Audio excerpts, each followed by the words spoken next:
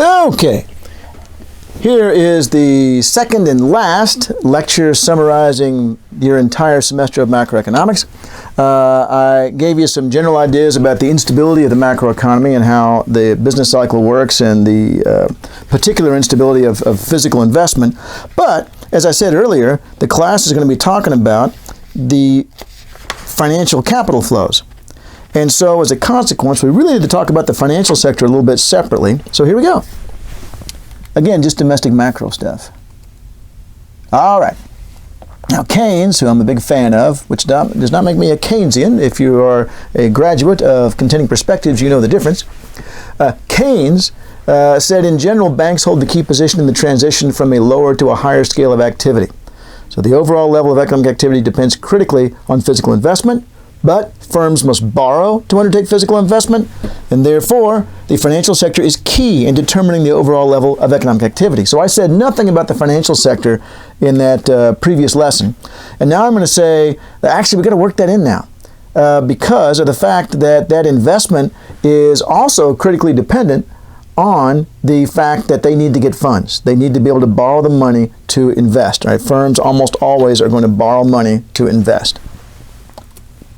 All right, so just some data here real quick. The small business loaners of America, who has the most money loaned out, but this is just an example of how banks are loaning out money to businesses for investment.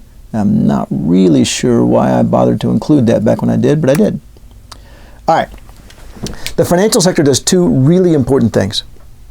It provides liquidity. And that means the ability, the spending power that the firm needs to buy the investment goods that they're going to need to produce their new restaurant or whatever. And then they also, not only do they provide it, but they have to decide who gets it. All right? And that second one's really hard. Banks and other financial institutions not only have to provide the liquidity, but they have to provide it to the right people. Okay? And they have to make sure that those who are going to be the most profitable are the ones that get the funds. And what I'm going to end up saying is, they're really good at that. They're hit and miss at this, and that's going to be a problem. In fact, there's some built-in tendencies that are quite negative. All right. What if I told you that banks create money out of nothing by typing numbers into a computer? And that's right. Providing liquidity, which is the first of the two things I had listed there, requires the ability to create liquid assets for borrowers, and banks can do that. Now, let me explain to you how banks really work. I didn't learn this until maybe 10 years ago.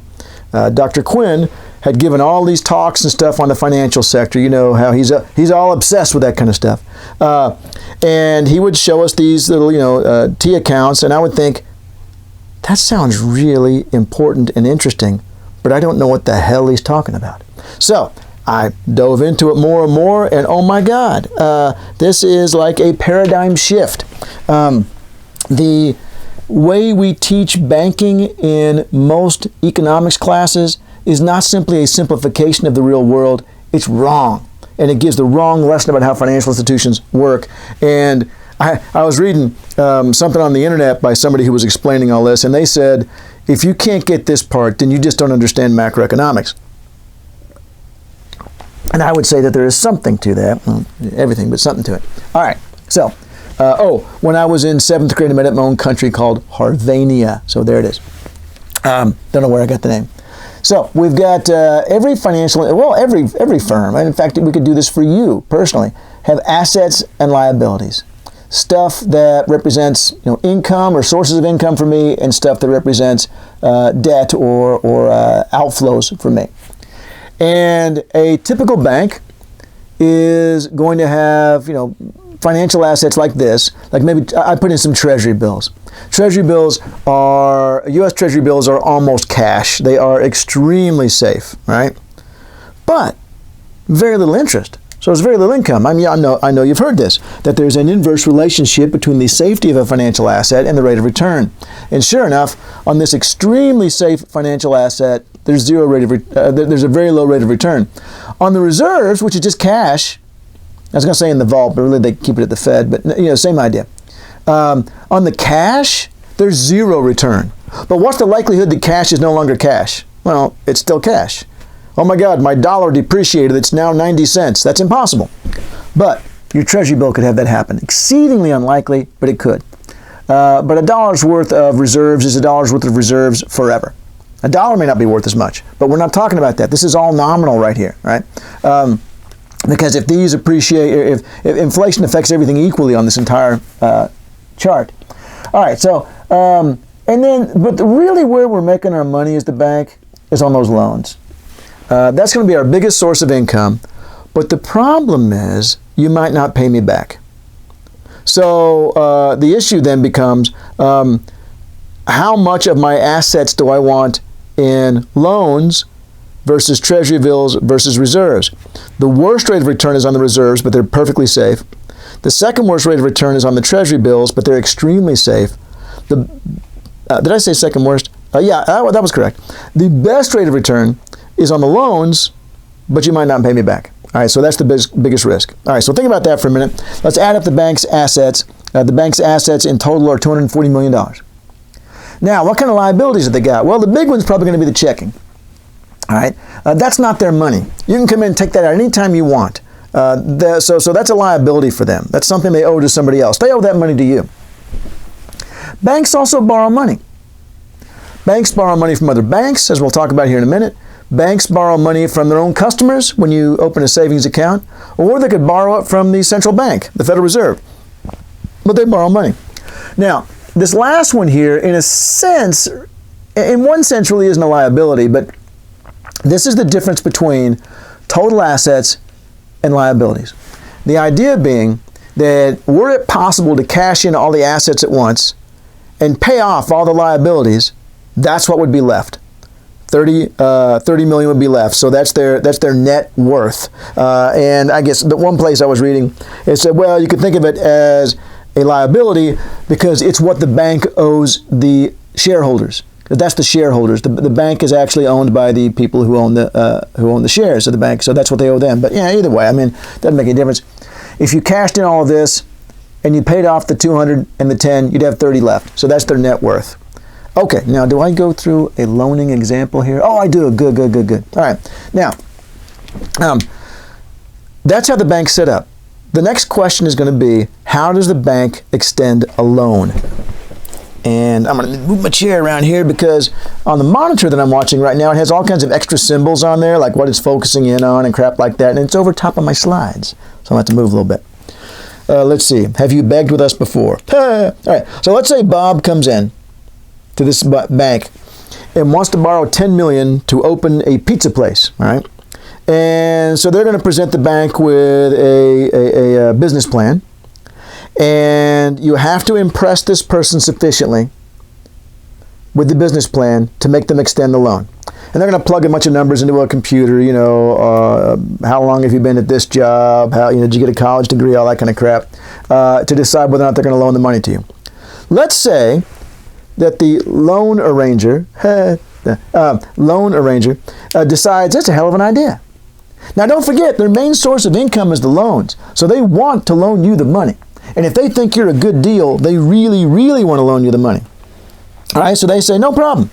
We'll give you a $10 million loan. And so they add that to their loans down here. I have it italicized because the number has changed. It was 160 and now it is 170, all right? So they went up by 70. Notice also now their assets went up to 250 in total. But the question becomes, how do they extend? Now where do they go to get that money? Where did they come up with that $10 million? Who do they ask for the $10 million in order to extend the loan? Absolutely no one. Banks are permitted by law to just make up an account on the computer that's worth $10 million and hand you a checkbook and say, okay, Bob, here's a $10 million account. Have fun, all right? But you better dang well pay us back. But have fun, all right? The only legal requirement is that they have to keep 10% of all checking, which is the rule actually, 10% of all checking in reserve. So they're going to have to address that problem here in just a minute. But in the meantime, I want to point out to you that they are extending credit is what they are doing. They aren't doing anything remarkably different, or markedly different, I should say, than, I don't know if you've seen a little Western movie, or something like that, where some farmer comes in to the general store and says, it's all male dominated, of course, so I'll use all male names here. Hey, Tom, that's the way they talked back then. Hey, Tom, I need to get me $50 worth of seed to plant my corn this year, but I can't pay you yet. I can't pay you until after I've grown the corn and sold it and whatnot. They used whatnot a lot back then too. And I forgot who I said the store owner was. Tom? I think it was Tom. Tom says, well, that's all right, Bob. I know you're good for it. I just need you to sign this here IOU. All right? I'm going to make up an IOU here. IOU. That's a terrible pen, John. $50. And let's say the guy is an illiterate who signs it with an X, because that saved me some time. All right, so there's an IOU of $50 signed right there. And then, some arrangement on when this IOU must be paid back. But you owe the store owner. All right, now, where was the savings there? Nowhere, right? They just wrote it up on a sheet of paper. Now think about this. This sheet of paper is now money. Everybody who trusts Farmer Bob will accept this as $50. If you don't know Farmer Bob and don't trust him, maybe you'll accept it as $45. You'll discount it. But as long as people have trust in the system, you can just make up money. And that's what we just did in this exchange right here. This IOU that came from nowhere can now be passed all around this western town from one individual to another as if it were a $50 bill. And it, or 45 or whatever our level of confidence in Farmer Bob is. And in fact, even if Farmer Bob eventually defaults, it was still money that whole time. That's what a bank does. We now no longer require the merchant to do this. Right? The merchant doesn't have to extend the loan. The bank does it instead. And the bank is just writing an IOU is all they're doing. And that hopefully one day, now, you never even really need any money in this transaction, right? Other than these IOUs, because once Farmer Bob has the corn, Farmer Bob could theoretically sell the corn to the general store for $50 that the general store could then sell to other people. So all we did was exchange corn for this, which we then tear in half. So credit money comes out of nowhere. And that is, I saw a study by a guy, God, what's his name? I forgot it right now, on the English banking system, where he estimated like 95% of every pound in Britain was because someone extended a loan. All right? So, huge process here. We just make it up. Now, we don't have enough reserves now. Well, the bank has a couple of choices. First of all, they've got 14 days to make good on this. And by the way, where this whole thing is going is with respect to international economics is that the financial sector has certain instabilities that are important to us in international economics, given that the exchange market is going to be driven by international financial flows. So these instabilities in the financial flows are important. The instabilities in the financial institutions are important to understand as background. All right, so anyway, where are they going to get the extra... They need an extra $1 million in reserves. You're supposed to keep 10% of all checking in reserve. Well, now we've gone to 210. Well, first of all, we've got 14 days to make good on this. All right, that's the U.S. law. 14 days to make good on it. And if I really think this joker here is a great risk, then I'm making a loan. I don't want you to walk out that door and go to one of my competitors. I don't care whether we've got enough reserves or not. We're allowed to be short of reserves. All right? So we're going to be short of reserves tonight. Now, there are a couple of places we can get those extra reserves. As I say, within 14 days. We could borrow them from another bank. That's probably going to be the first thing we do. You've heard of the federal funds market, right? The federal funds market is the market for reserves. If your bank has excess reserves at the end of the day, not going to make you any money, right? So what you do is you advertise online, and we've got excess reserves. Does anybody run short? And if somebody runs short, they borrow the money overnight is all they borrow it. So the next morning you get the money back plus interest. So they could just borrow it on the federal funds market from other banks that had excess reserves. And then they can plug it in down here, and wham, they've covered it. So one source of reserves when you run short like that bank did is other banks. But Let's take the second situation down here. What if the entire macroeconomy is expanding all at once? So lots of banks are short of reserves. The banking system is net short of reserves. There aren't enough reserves to satisfy everybody. Okay, now you're the chair of the Federal Reserve, and you know that the banking system is short of reserves. And oh man, I wish this was an interactive class. I love doing this because students always work it out as we go along. They figure out the answer piece by piece. What does the Fed target? What economic variable does the Fed target in real life? They target interest rates. They set an interest rate target and they keep it there sometimes for months, sometimes for years. They keep their interest rate target in the same spot. And they're targeting the interest rate for these funds, the federal funds market. They're targeting that, all right? So if they believe that the entire banking system is short of reserves, then they know what's going to happen next. Interest rates are going to go up, because those banks are going to compete among themselves for those reserves and drive up the cost of those reserves, drive up the interest rate. Well, you don't want that. You're the Fed, and you don't want the interest rate to go up. You haven't changed your, I mean, if you've changed your target, that's one thing. But if you haven't changed your target, which is 99% of the time the case, then what you want to do is you want to supply the funds. You want to supply those funds. And how do you do that? You buy Treasury bills. You buy $1 million worth of Treasury bills from that bank, and now they're at 21. This was 60, and that was 20. Now that's 59, and that's 21. So when the entire system is short of reserves, if the Fed is still targeting the same interest rate, they're all but obligated to provide the missing reserves.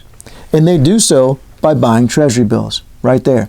So the bottom line here is the bank was never constrained, as I always taught and was taught, the bank was never constrained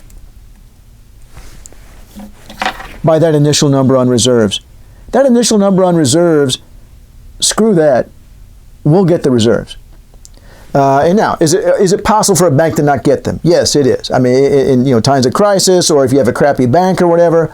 But in general, banks don't worry about reserves.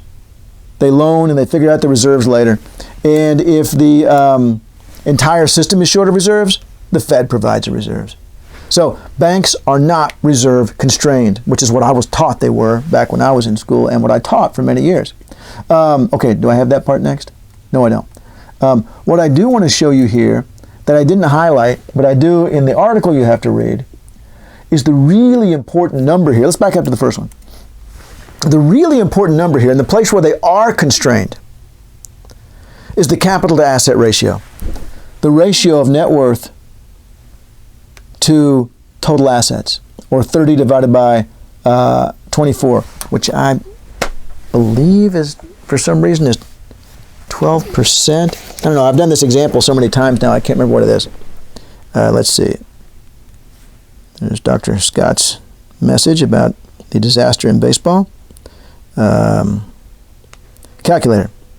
Oh, wait, let's clear everything. 30 divided by 240. 12.5%. It's 12.5%. All right. So 30 divided by 240 is 12.5%. You know what that means? That means that these numbers up here can fall by as much as 12.5% before that goes to zero. And when that number goes to zero or negative, that's when Federal Reserve officers show up at your door and escort you to a minimum security prison or something like that. It's when you get in trouble. Which, by the way, as a side issue, Dr. Quinn says in Japan, banks are allowed to have negative net worth. Hey, you're still operating, right? But in the U.S., they're not. Financial institution with zero or negative net worth has to shut down. As a matter of fact, it doesn't have to get to zero. As you can imagine, as it approaches that, then you're going to start to get federal regulators showing up at your institution. So, once again, the really key number here, and the number that really is constraining on a bank, is the ratio of the 30 to the 240. All right? Now check out what happened. We started at 12.5%. It's at 12.5% now. Look what happened after the loan was made. Now it's 30 to 251. Or in this example, depending on how you get the reserves, 30 to 251 or 30 to 250. Either way, the ratio has gone down. The net worth stayed exactly the same. So how far they were from insolvency did not change. But 30 divided by 250, that's the 12%. That's the 12%, right? So As banks make loans, they are lowering the net worth to asset ratio, or the capital to asset ratio, as it's also known. As they make more loans, the capital to asset ratio will decline. And unfortunately, there's a huge incentive to make loans, because that's the big money maker, right? So you want to make loans.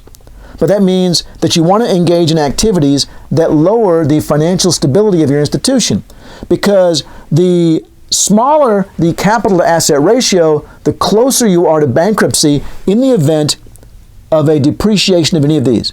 So now the treasury bills are safe, the reserves are safe, but what if people start not repaying the loans? You know how much your loans can go down? By 30 million.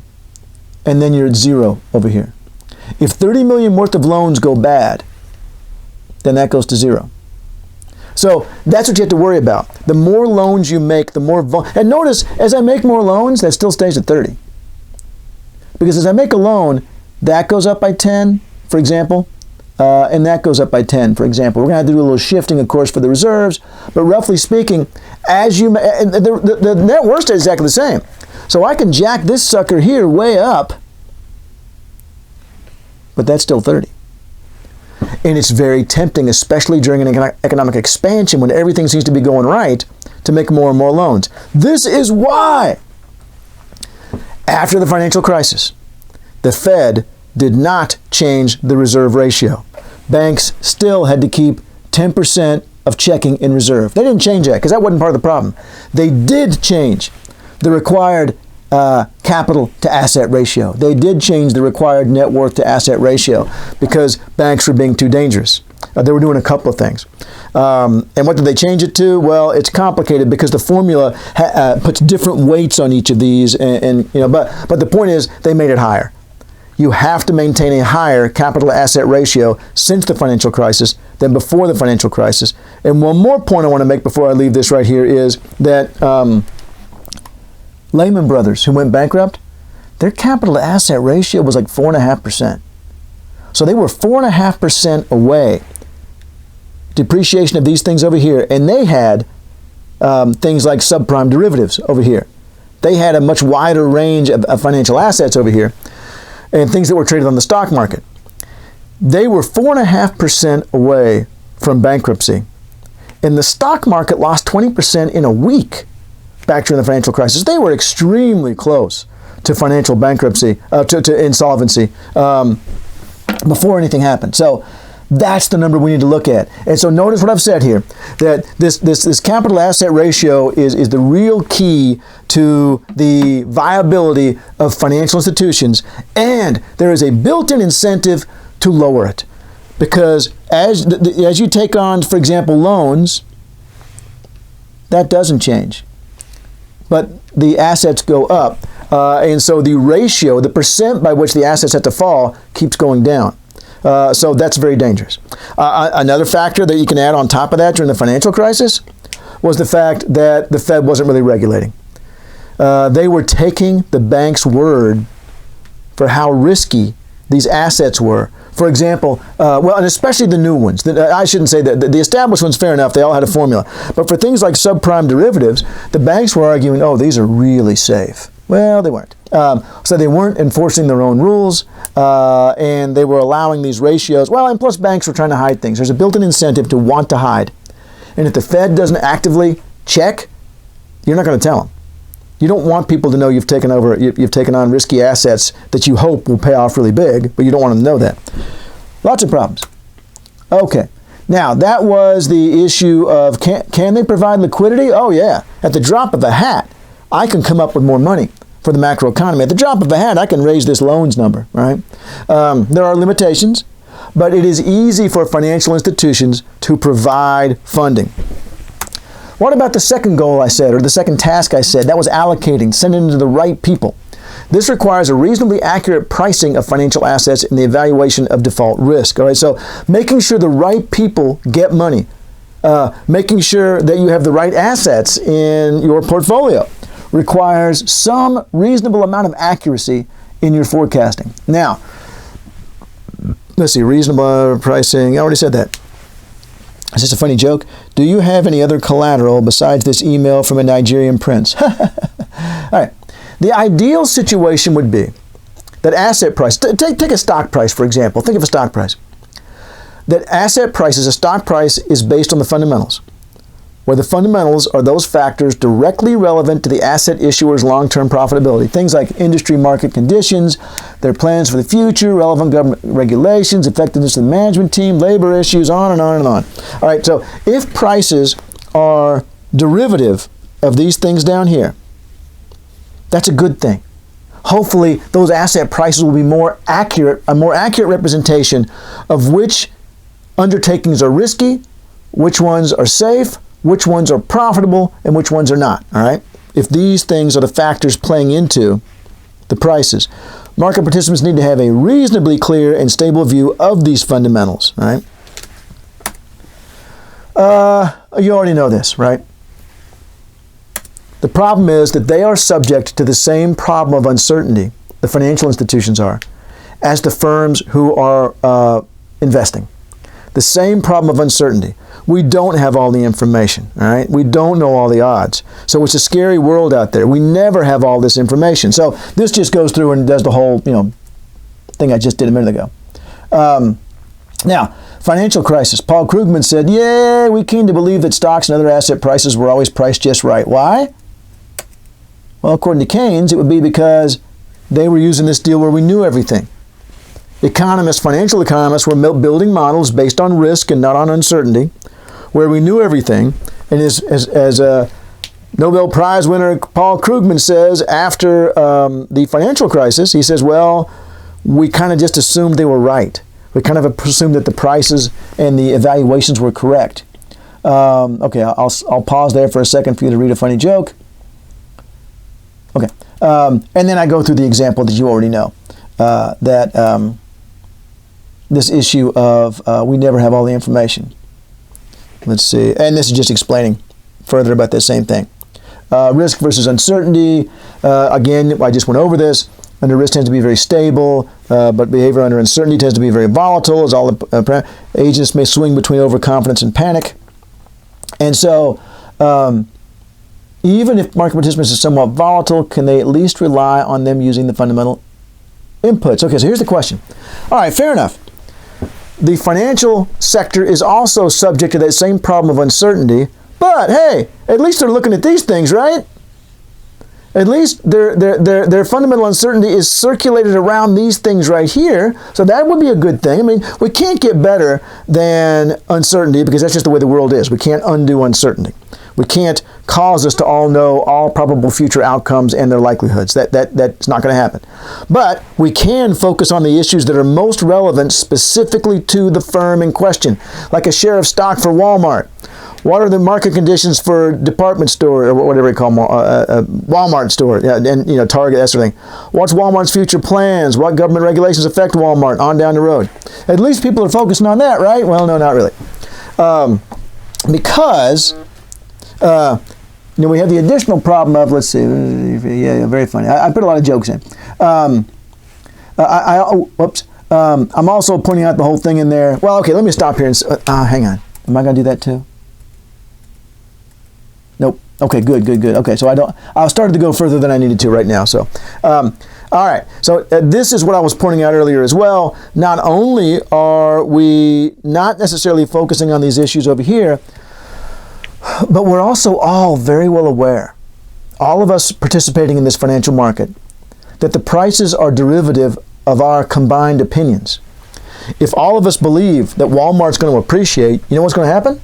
Walmart's going to appreciate, because we're all going to act on our forecast, buy Walmart, and it will appreciate. And I'm very well aware of that as an actor in this market.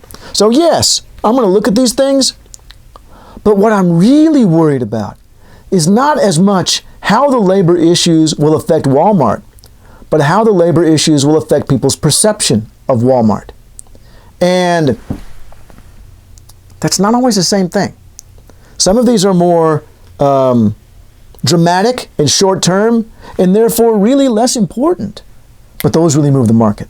All right? And we're going to get into the psychology of decision making later. But what I'm trying to set up right now is that The game in the financial market is to guess what everyone else is guessing. All right. Keynes described it as, they used to have this thing I guess in British newspapers where they would show you, here's pictures of 10 people, which seems pretty cruel, rate them in order of attractiveness. And then you would send in your guess. The game was to have your ranking be the most like the average ranking. So you're trying to guess what everyone else is guessing. Keynes says that's the way stock market works. You're trying to guess what everyone else is guessing. And that turns out to be a simpler job than looking at all this. So let's see here. Now, I always like to finish off with this right here. Keynes is going through all this, saying how volatile it all is and that sort of thing. He's saying, look, I'm not saying everything is waves of irrational psychology. On the other hand, the state of expectation is often steady, and when it's not, other factors have compensating effects. We are merely reminding ourselves that human decisions affecting the future, whether personal, political, or economic, cannot depend on strict mathematical expectation. What he means by there is it's uncertainty, it's not risk. And since the basis for making such calculations does not exist, that's what I said a minute ago. Like, we can't magically make the world risky instead of uncertain. We simply don't have the information. It is our innate urge to activity which makes the wheels go round. That's the animal spirits. Our rational selves choosing between alternatives as best we're able. That's when you get rid of the 20-sided die. When you know there's an 8 or a 6-sided there instead. Calculating where we can, but often falling back on our motive for whim or sentiment or chance. So once again, the idea that we have a unstable financial system, all right? There are long periods of stability, but now we come to this. Stability creates instability, is what Minsky said. He said that ages take on debt with an eye towards their ability to repay, obviously. And, that should say hedge, actually, not hence. I misspelled that. And I'm not going to go through all that there. We're never going to use it again. But the point is this. As people feel safer, so they tend to borrow a higher amount of money relative to their income, and banks are okay with it. Because, hey, the economy's going great. So the stable economies create unstable financial sectors. Stable economies create financial sectors that have very low capital to asset ratios, that have firms that have borrowed too much, that have households that have borrowed too much. Too much relative to what? Too much relative to the fact that there's gonna be a recession, which is what I went over in the previous lesson. There's gonna be one, because investment is gonna fizzle out. And unless we have some sort of system set up where the government automatically steps in, there's gonna be a recession. So, I think that's it. Okay, no, let me do this one too. The spectacle of modern investment markets has sometimes moved me toward, and he was a big stock market player, by the way. That's his wife there, some Russian ballerina, who all of his other friends were like, why did he marry her? She's not smart like us, but he loved the ballet, so they used to go to the ballet together. So what he did was the last time, he won and lost fortunes, and the last time he won, he quit. So I'm done. I've got enough money to go to the theater and sit in the best seats whenever I want to for the rest of my life. I'm done playing. All right, so anyway, he's doing this not just from theory, but also as a practitioner, also as someone who is an active stock market player. The spectacle of modern investment markets has sometimes moved me towards the conclusion that to make the purchase of an investment, it means financial investment, permanent and indissoluble like marriage, except by reason of death or other grave cause, might be a useful remedy for our contemporary evils. For this would force the investor to direct his mind to the long-term prospects and to those only. In other words, he's saying, what if when you bought a share of stock, you had to hold it, let's just say for 10 years? How much research would you do relative to buying a share of stock that you might sell tomorrow? That's what he's getting on at. He's getting on at this ability to resell tomorrow. People are just focusing on psychology, which we're going to go into in detail here before too long. They're focusing on the psychology. They're not focusing on the actual asset issuer. They're focusing on what people think about the actual asset issuer. And it's a big, he calls it a game of musical chairs. I don't know if you've ever seen that or not. It's a very cool game to play with children. You set out 6 chairs and 7 kids. And you put on some music, and the kids walk around the chairs, and then you turn off the music, and everyone has to sit down, but of course one poor kid's not going to get a chair. We call that the loser, right? So then that kid has to leave. Then they pull out another chair, and then they keep doing it until there's one kid left. And so Keynes is saying, look, we all know what's going to happen. We're just trying to be the one. We're just trying not to be the one who doesn't get a chair. And so we're playing a game. And you don't need to see that. Okay. So that's the financial institution stuff that I wanted to cover.